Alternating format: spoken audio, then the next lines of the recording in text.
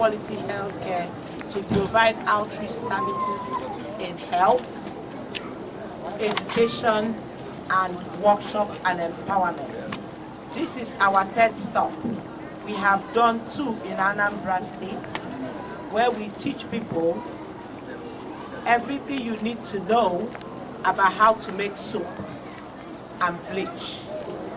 Why we are here in this community is not for you to rush and get the medicine. It is to teach you on prevention so that you don't get sick.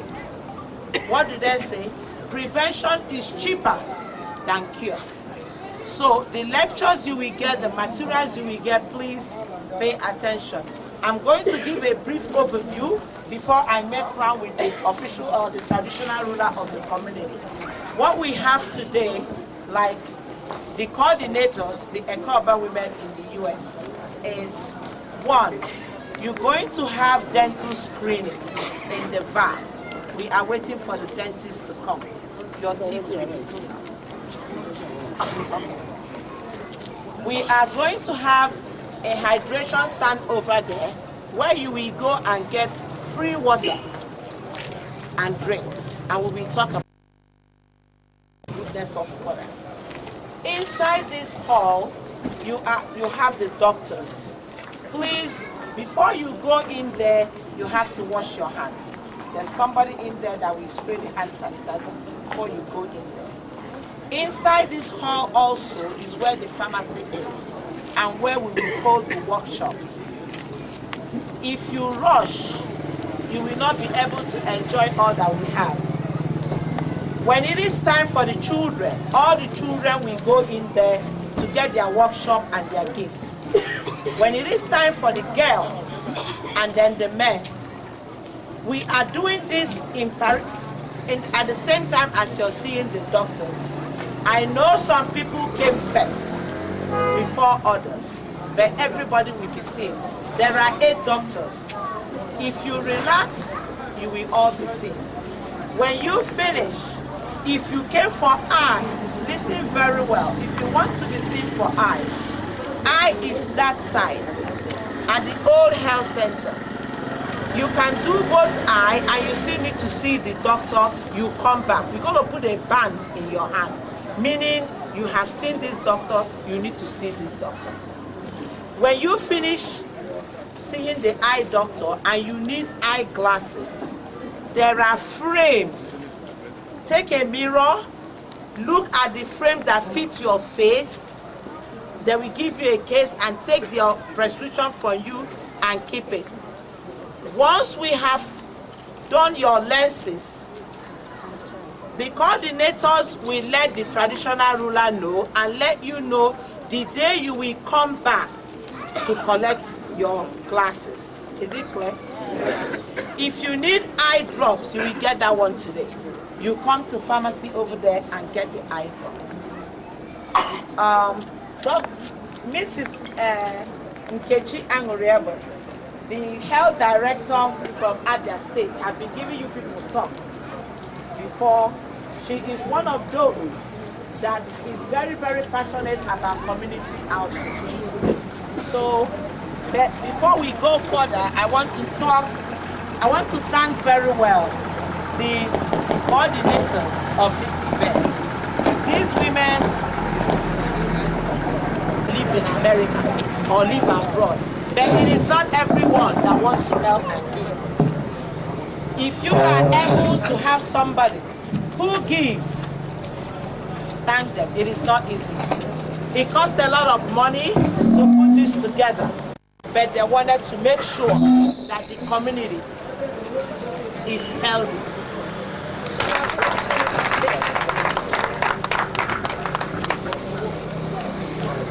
Mrs. Victoria, good. We are going, we are on. I want to thank Chief and Pastor Noble is busy. We will also recognize him as well. They worked very hard. And from the US, they contributed money for this event. So community. Say a big thank you. Again. Thank you so much for doing this for your community.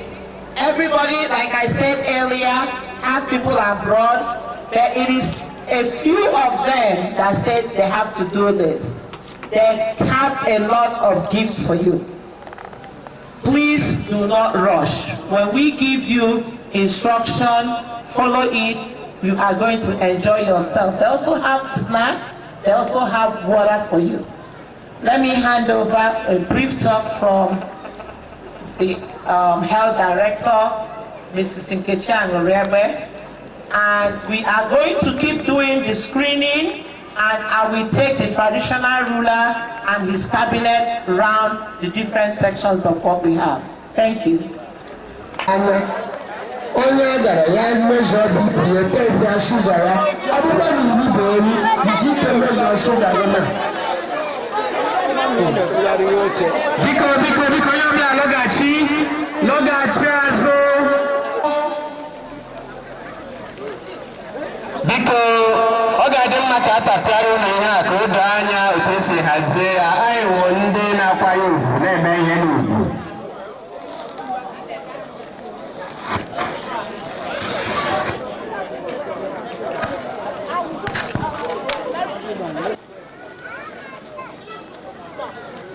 Amara dị iche iche ahazima ebe anya dị, ebe eze dị, ebe a ga-ile ahụ dị, ebe a ga-enyekwa ọgwụ dị, ebe a ga-aṅụkwa mmiri dị, ebe a ga-enye snacks dị. Ihe ndị a zuru oke. N'ihi nke a onye ọbụla ma ebe ị nọ.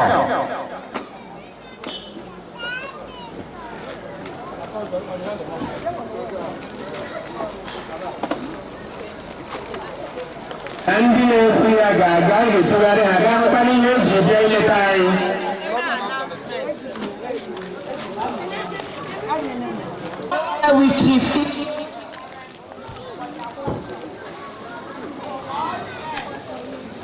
Then you go through this door and sit in there, please. Here. Biko ihe ọ na-agwa anyị bụ ndị isi mbụ a na-aga inye ihe ozizi bụ ndị kabinet, ndị nna niile, ndị ichie na eburu ga-esi ụta ya. Ọ bụla ndị ịmara na ịwụ onye okenye nwoke, onye ndị kabinet na ndị ụmụ nwoke niile nọ ebe a, ndị ụmụ nwoke, ndị nna, ọwụ ndị otorobịa, ndị nna, unu bawa ebe a.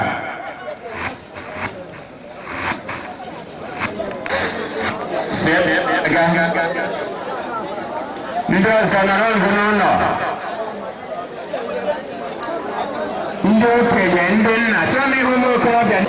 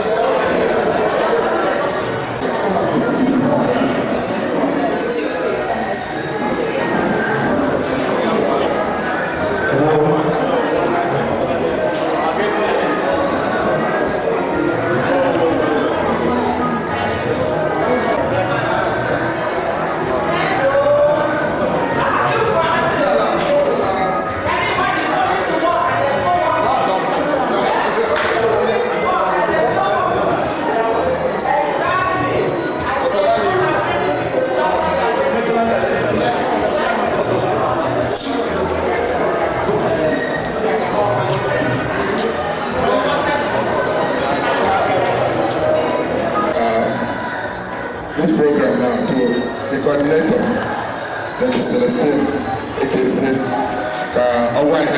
now before we proceed. Thank you.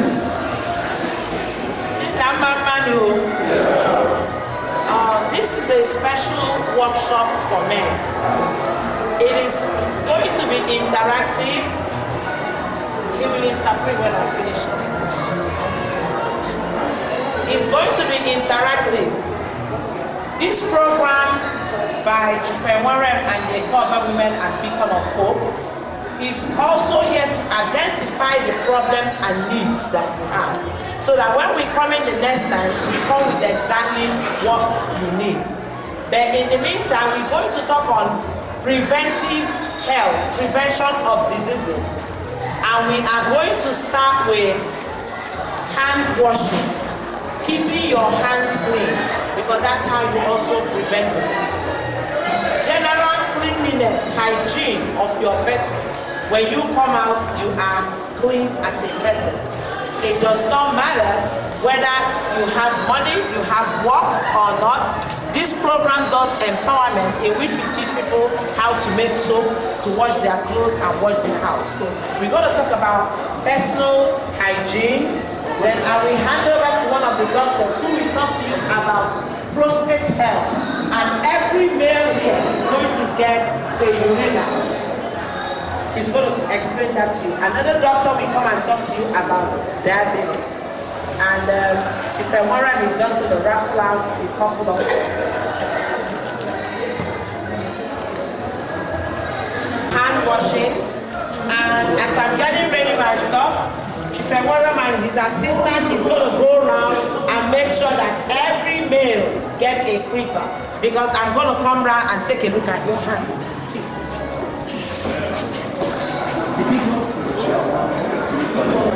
You do not have to go to the salon to keep your nails clean. We are giving you clippers to make sure you do what? Keep your hands clean, so that to help prevent diseases. Let me see your nails. Let me see your nails.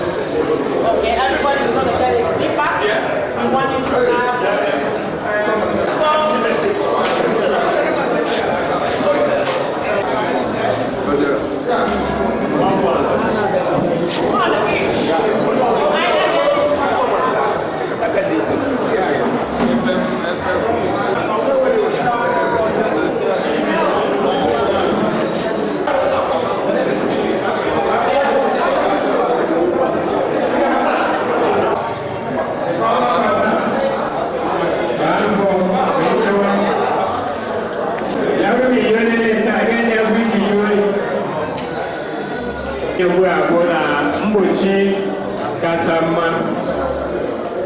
mgbochi kacha mma ebidoro site na mgbochi. Anyị ebidoro site na mgbochi, ụzọ anyị enwere ike isi efere anyị na egbochiwere ya. Mgbe ụfọdụ naanị ịma mgbe iji mbụ wa mere onwe ha. Mgbe nwere ike ime gaghị ịma mgbe iji emere onwe ha. Pechọọ ka anyị na-adị ọcha, mana anụ arụ ma n'ime mmụọ anyị ezuo oke. Anyị ebidoro ịdị ọcha ka anụ arụ. Anyị nwekwara ndị ụkọchukwu n'ọkpa. Anyị na-adị ibe ebisekwa megide o. Anyị na-adị ibe ya.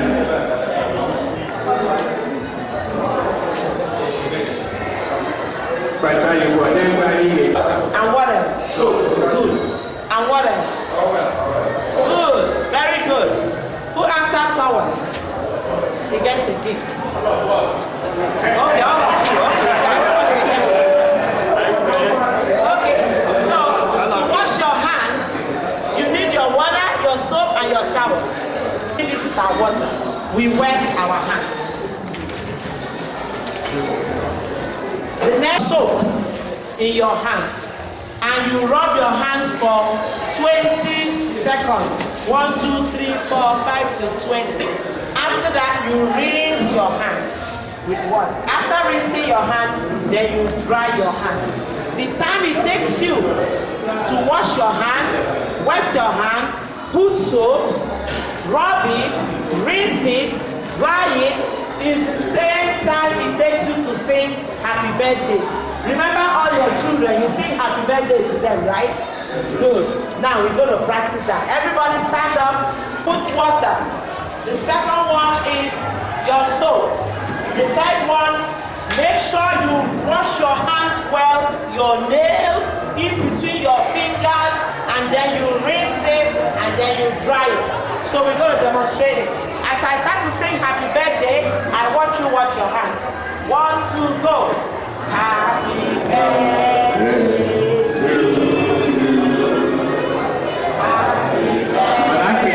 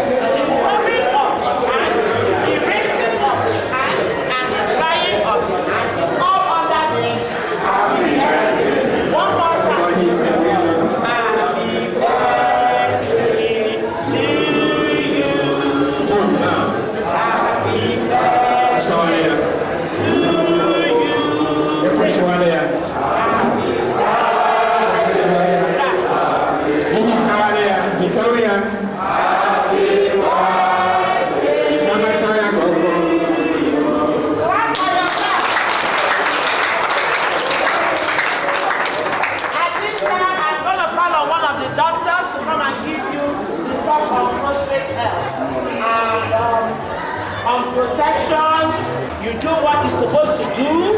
At this point, I'm going to leave you, and everybody that is here, if you need a winner, talk about it.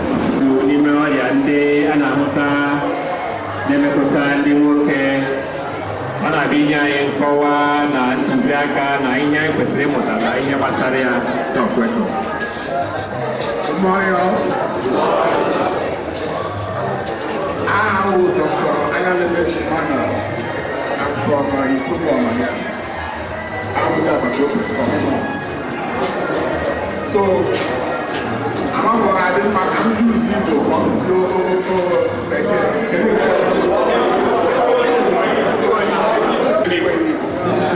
so if I actually topic actually about prostrates. Can you have a woman prostate enlargement? It's not just prostate. That is one of the leading cause of problem in Nigeria now. We can move on. We are the two and I'm using my money. Most times I'm about prostate. Prostate we have the men like prostate and the well all in form of a gland. Here they have now web that put money in the jam. He released something that will put into the sperm to make the semen, but on and on at the neck of the bladder. Now, is she ever and most times, when you know balance until you give away some certain age, oh, you know that most people have a problem of prostate, it's not for young people, usually from 50 years and above. And notice that most people, their own will increase. The prostate will start to increase. And the next thing, because at the neck of the bladder, they irritate the bladder. You can have some people, they wake up. They notice in the night, when I got my money, I got the issue. So the man is saying, you may finish some before you go out, we know I get for one and I'm looking at ultrasound process and so I'm using for one after and they have sugar problem because they wake up frequently to urinate now. Like most people, it's prostate. I have a very, very common in this our environment now. The prostate enlargement, and there are two types. enwere na na-egbu mmadụ like that ka anyị na-akpọ PPH benign prostatic hypertrophy ozi nke wụ cancer anything with cancer wụ that ile ya anya ọmụma ọ ga-egbu and most people ị gaghị ama nke wụ cancer na nke wụ ordinary one instead of na ya doctor. So onye ọbụla iru ala you get a typical example. My dad just 2 years ago, only from cancer of the prostate. Initially, I'm on the prostate, only any sign. Within a short of 2, 3, 4 years, I was working in a hospital management board, Delta State. That is relatively frequently. I just came back. Behold, I just did check here, cancer of the prostate. And by that time, also we have to go everywhere before now. Because of that's why any person that above 50 years, they are allowed to my clinic now. You must screen. I get very really help us that prostate. They can add a shot. Because the actual tire means if you can find it very early, you can be able to treat it properly. So everybody, even around 60 years above, because some people here they are here in India to my mama they have. Oh, you can't get zero two. I can't really mama. Here to a zero. Ever I need that for you. You have to go to the hospital. Some people are getting zero back. I get a young mama. Some people put the target. I'm not over there. And what for quiet? Only one back. But the most definite diagnosis, I can say, on your blood, 50 years ago, he got hospital, he got one doctor, go and take a doctor. Need to even never say a prostate, you want to know about your prostate. And prostate, I didn't know, but doctor get what over. Only test and about PST. They check your body. Doctor, when you give me the said for scan of the prostate, scan the prostate reading. And the doctor got a phone, people will be you need to get out of the shower, mark those today. They check it, I will gas of spread and all we hear. Now, again, what did you talk about that? Before, because when they be the girl, again, I'm home, you're not any mom, before my ear got one day. So, all what they know, it's your duty. From this, our discussion that if you have never gone for screening for your prostate disease, any man, you must screen yourself for your prostate. Yeah, we want a sign, we won't have sign. Some people will wait for the sign.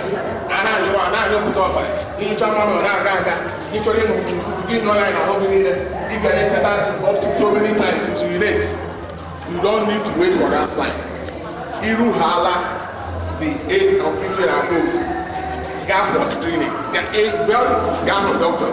Where actually my vascular prostate, no one talk every unugara.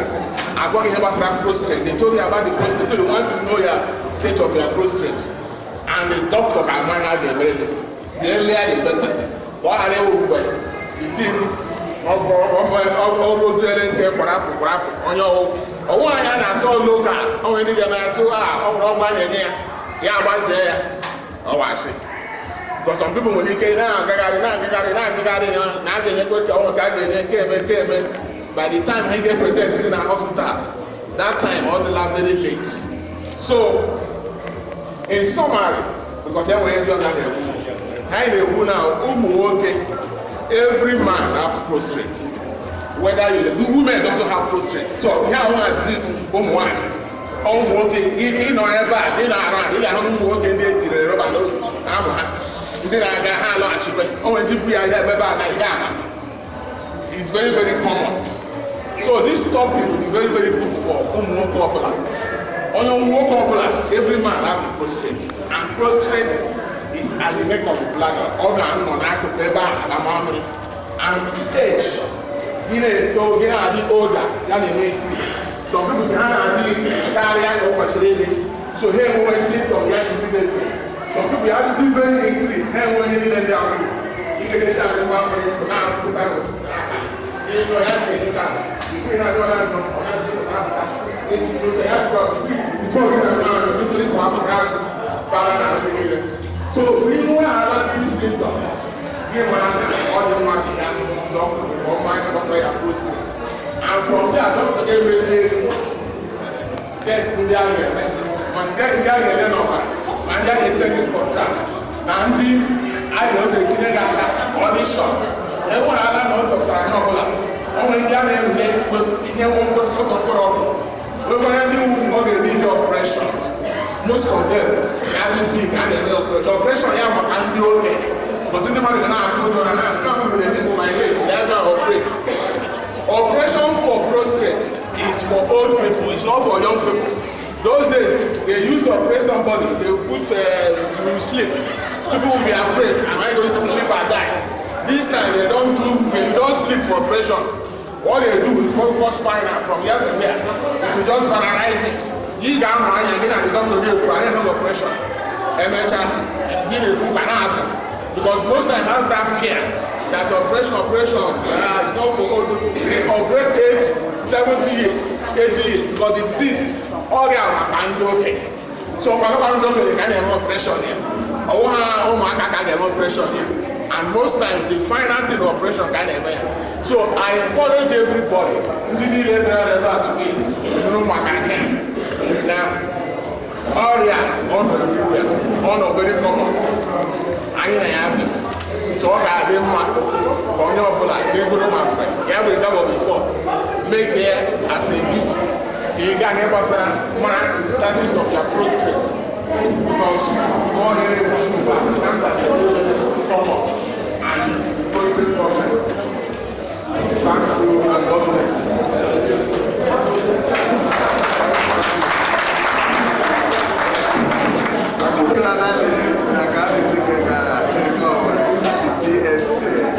Slightly elevated. What do we do about it? All I can with blood, I can take. Normal, I will carry 0 to 4. We are valid 4 to 10. And I suspect that the prostate increase, but the root of the cancer. Where the other allow go 10, the doctor can suspect one cancer of the prostate. So the other allow go 4, and I slightly increase. The next thing doctor remember I check for you want to your symptoms. People hear me. When you want a symptom that is ending in a complaint, you should do my hand also.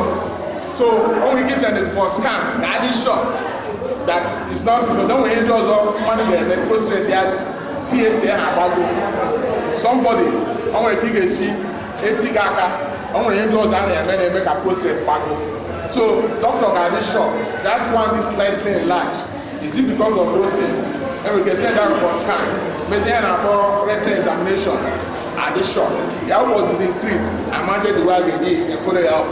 But I want to hit it down to okay, they're okay. And it was this serial checking. Every after 6 months or 1 year, they check it quickly. Gadishaw, is this still increasing? So, Kamara Gadishaw manage. A young man from Fort how many tests can you manage in the night? Too intake. Already, that's why they have too much. When they have no money, you know. So, and one has specifically weather, they would go weather. So, when a lot of things reflex in the memory, so when a specific answer, you can not really solve. But most people at night, 1 or 2 times can carry.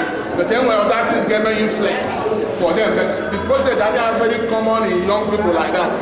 Give when such a thing, how many indoors are they change? Now the back at prostate, that is shown on one car. If you could now stand up for this, but don't recall you, but boy, I like a book and I walk here. I'm recalling Cancer. Some people had that first one before. Also, medication treat here. A treat here with all. Only the other guy went along. Hana and memory free. All the bone you look where you may large bone is all. I control the other con their colors. Yaputa Nagan, only other so we have a operation. So, I don't want to be happy as some people will get out of cancer or go get to cancer. Or you can do so we have land and make a weapon of system. Couple of them, Or I just check nature. That's all we have. Okay, the prostrate.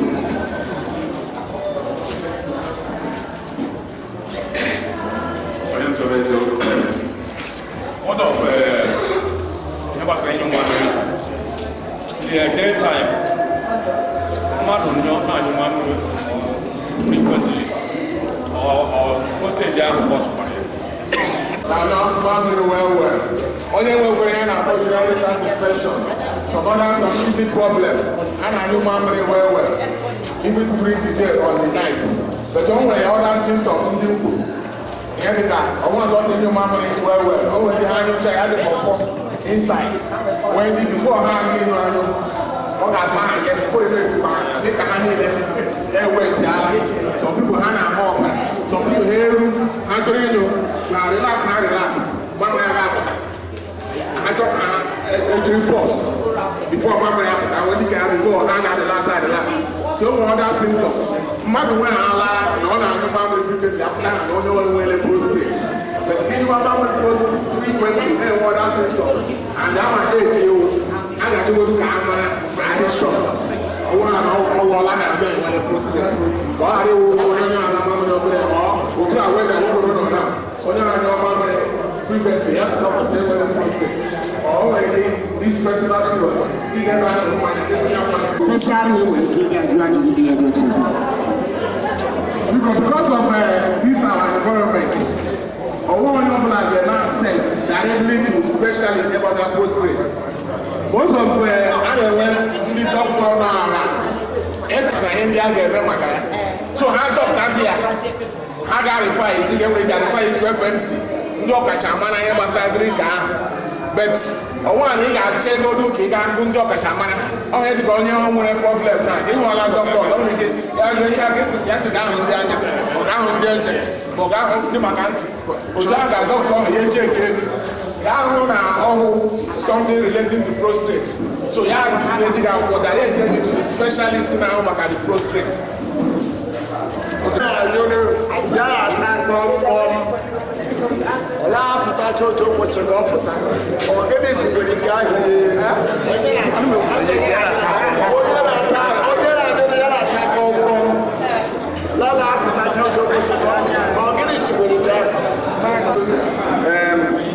Sexual performance, that is more erection and emission of semen. And if it does, how can one? Some people organize drop small. I think I'm using one thing. Some people I'm not using Asian. I will other sickness even at all where you want to know all there. Who ebe memory and is sharp. Yeah, may have very tiny due to going before. You know, I'm using memory and I think I've some people will have the hand before you have that. Can't have all process. You want anything pass that memory, you are ready. When I'm there, small. When I do frequent, when I have that position at this their age, we must go for your prostate. So finally, because alarm, we cannot take everybody question, but the take home fire point here is that for all this our age, there is need, and when a need for you to know that this prostate problems now is something that is very rampant. If you look around you, it's there, it's with us. Some people are even carrying rubber. Some people are with catheter. So it's time for us to be aware that it's killing people, to go and screen ourselves for prostate, so we can live longer for our people, and we can be tackled. This can be tackled easily. Thanks and God bless. This prayer, it can affect even your dedication, which I know. Yes, prayer towards the anal area. So, and some people have major operation and retrograde ejaculation. Instead of ejaculation, you have those are some of the complications. So, it can affect your sexual performance. Thanks.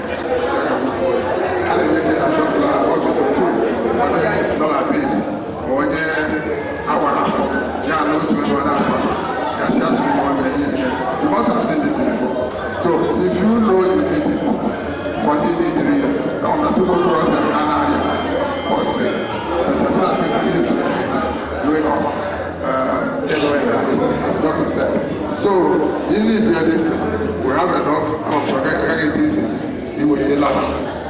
here, they didn't know here. So, then you will grow up. Yeah, big up our age, and you are on a big number to go up about Yan.